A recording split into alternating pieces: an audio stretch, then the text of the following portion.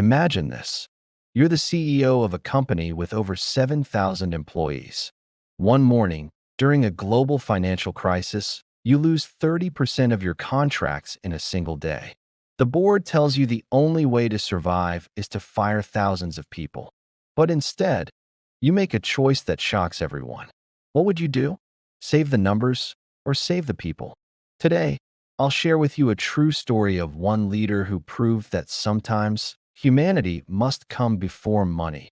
And in the end, it created even more wealth.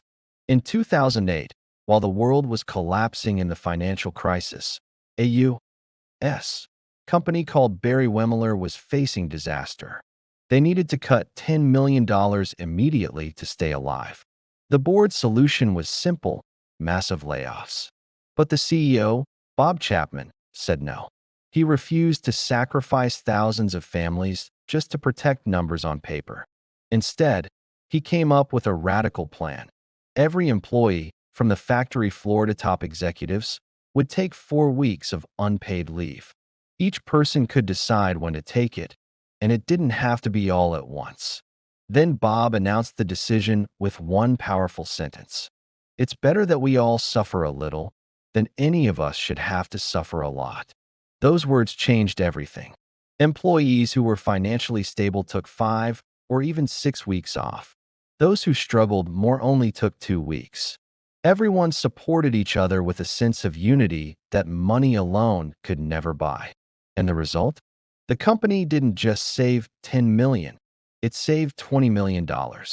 And not a single person lost their job. This wasn't just an act of kindness.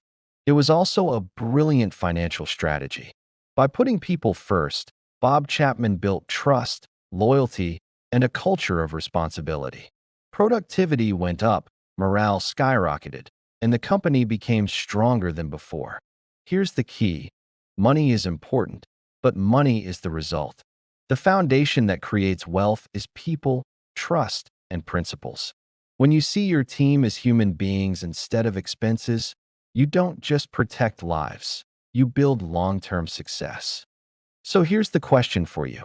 Are you chasing money alone? Or are you building values that will make money chase you? Wealth built without principles crumbles. But when your wealth is rooted in integrity, humanity, and respect, it lasts. That's the difference between a manager who sees numbers and a leader who sees people. This story proves that money matters, yes. But what matters even more is how you earn it, how you protect it, and how you treat people along the way.